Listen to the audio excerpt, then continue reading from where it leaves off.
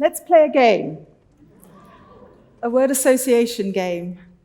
I'm going to say a word, and I'd like you to say or shout out the first word that comes to your mind. Close your eyes, please. Are you ready? My word is Jenga.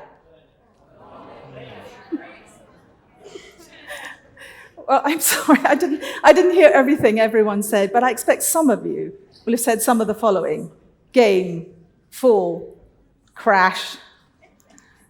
And even if you didn't say it out loud, there's always a cat lover who thinks cat, whatever the word. There were no winners or losers in that game. The point I was trying to make is that the connections of ideas and experiences in your own brain all influence the word associations in your own mind. So it was unlikely that you made any word associations just now if you don't know the game or you've never heard the word Jenga. Apropos, I wonder whether you would watch and listen carefully to the following short video. Jenga, Jenga, Jenga. You take a block from the bottom and you put it on top. You take a block from the middle and you put it on top. That's how you build a tower, you just don't stop. You gotta build that tower putting blocks on top. And it teeters and it totters as you build it all up. It weebles and it wobbles, but you don't give up. You take a block from the bottom and you put it on top. You take a block from the middle and you put it on top. So someone knocks it over and that's when you stop. But you start all over putting blocks on top. Jenga from Irwin. Great game with a strange name.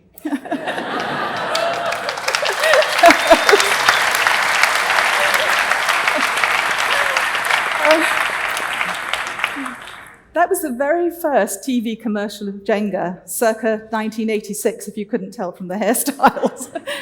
But it's not the hairstyles I wanted you to focus on. It's how the advert focuses on not only explaining how the game is played, but on the name of the game. And we needed to do this at the time, because at the time, Jenga was an almost unknown game, and Jenga was an all but meaningless word, with very few associations for anyone but me. In the hairstyle. In 1982, I started my first business, Leslie Scott Associates. There were no associates, it was just me. And this was specifically to self-publish a novel game I had conceived. Well, every designer will tell you that of course you need to start with a big idea, with a good big idea. But the really difficult part of the design process, doesn't matter what you're designing, comes from shaping that idea into something that's fit for purpose. In my case, this meant finding a way to turn my prototype set of handmade wooden blocks into a commercial game that I could manufacture in quantity. Following which, of course, I had to decide how to package that game so that I could sell it into the toy trade. Well, somewhat naively, I thought that novelty was good, and so that giving my novel game an original name would be better still. And I couldn't find a word with all the right associations in English, so I borrowed a word from Swahili, which was the language of my youth. And I hoped that Jenga, the word, would, in due course, mean Jenga the game, that it would become synonymous, that you'd hear the word Jenga and you'd associate it with the game Jenga. Well, as a one-product, one-woman business with insufficient funds to promote Jenga properly, I struggled for several years to convince major toy retailers to stock my game. But once the Canadian toy company Irwin came along and embraced and started promoting both the game and its name, Jenga started appearing on and then flying off the shelves of toy stores around the world. Now, if I fast forward 35 years, now 80 million genuine Jenga games have been sold.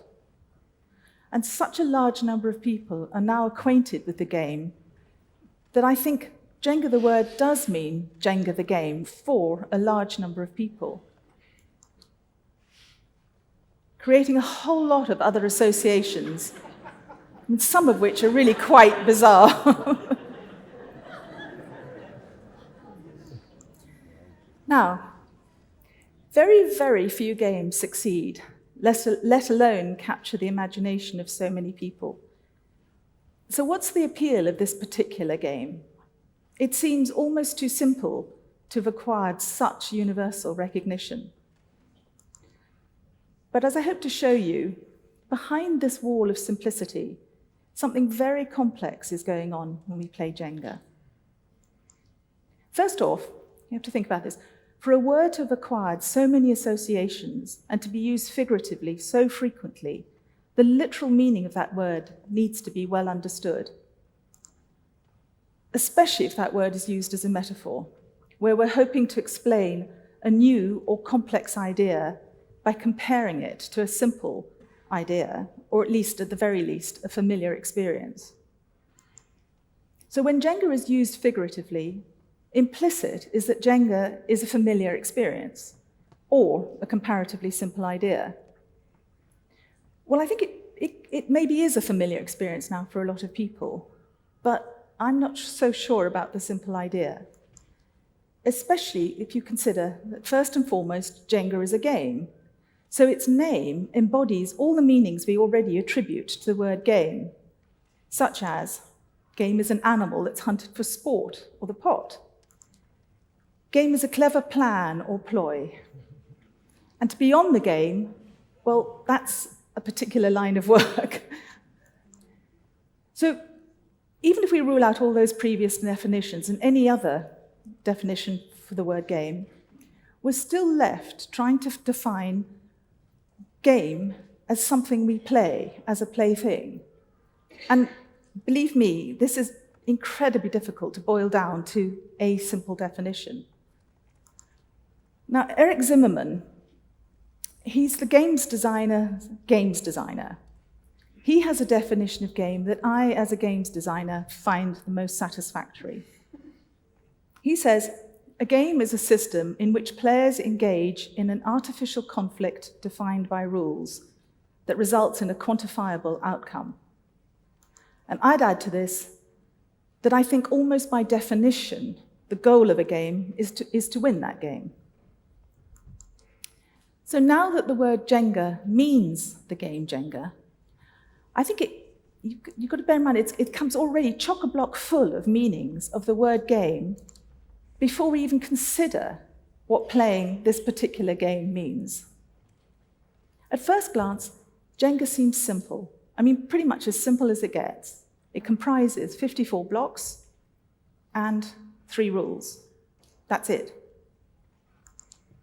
But as I'm trying to explain, there's something very complex emerges when people play with these blocks according to these 3 rules. And this is because the game is simply not as simple as it seems at first glance. Crucially, the wooden blocks are not identical. The game just wouldn't work if they were. In fact, each of the wooden blocks in a Jenga set is very slightly different to each other block. Thus, at any given point in the game, each block is in a unique relationship with every other block in the stack.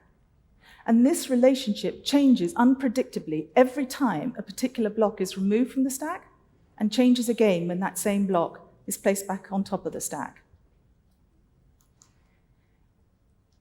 Added to which, the fact that the blocks are randomly slightly different means it's very unlikely that any Jenga game is the same as any other Jenga game. I asked my statistician son-in-law, Matthias, to calculate the probability of any 2 Jenga games being identical. And he said, even assuming only 18 differences, rather than the 54 that are in fact in each block, the chances of 2 Jenga sets being identical is less likely than buying the winning ticket for the Spanish Christmas lottery twice in a row. I don't know why he said that. He's not Spanish. He's a statistician. So, complex enough, it is.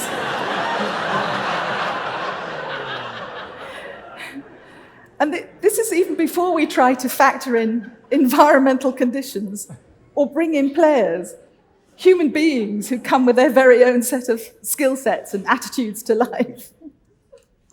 So, I would say, very far from being simple, I'm going to suggest that Jenga is even more complex than a game of chess. Quite a claim for a pile of blocks and 3 rules. So, why do I say this? Well, in chess, there's no hidden information. You know exactly the power of each piece. Yet even so, there are chess masters who say, while waiting for an opponent to play, they don't even think about the game, because an individual move can change the game so much that there's no point in doing so. But at least a chess master has a store of knowledge and experience of previous games to draw upon before making a move. The circumstances faced are not entirely unforeseen. Not so the Jenga player, whether a master or novice. Given that each block is unique, an individual move will change the game so radically, so unpredictably, you'll never be confronted with the exact same situation as before, however many times you've played the game. And, unlike most other games, you cannot actually win a game of Jenga. Sooner or later, that stack will fall. That force of nature, gravity, wins every time. It's physics. It's a fact of life. So unlike most games, the goal of Jenga is not to win a game of Jenga. Now think about this one. In most games, you're a loser if you don't win the game. But in Jenga, you're a winner if you don't lose.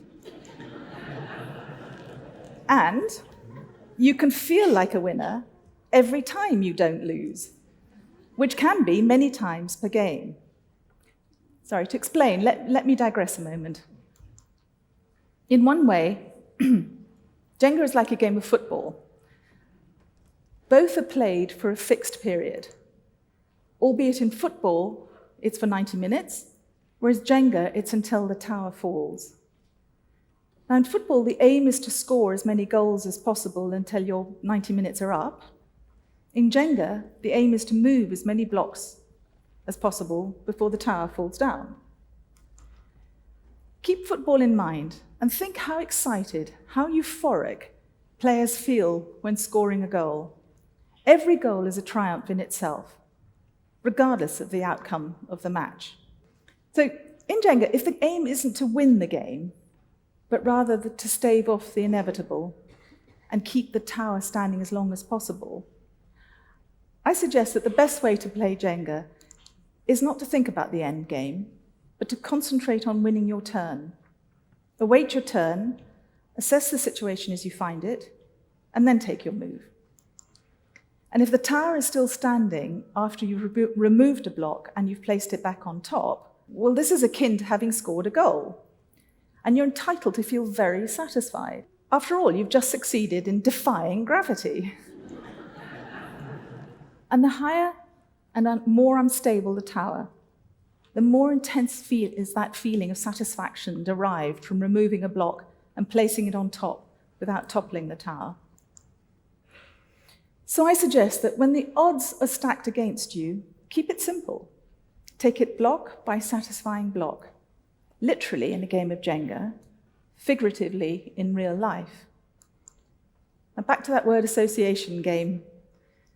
After today, hear the word Jenga, and you might think game, or you might think complexity, or you might think simplicity, or you might think of a balance of the two.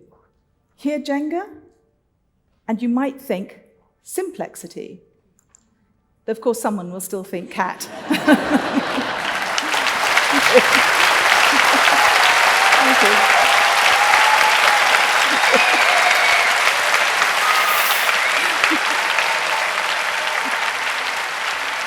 Thank you.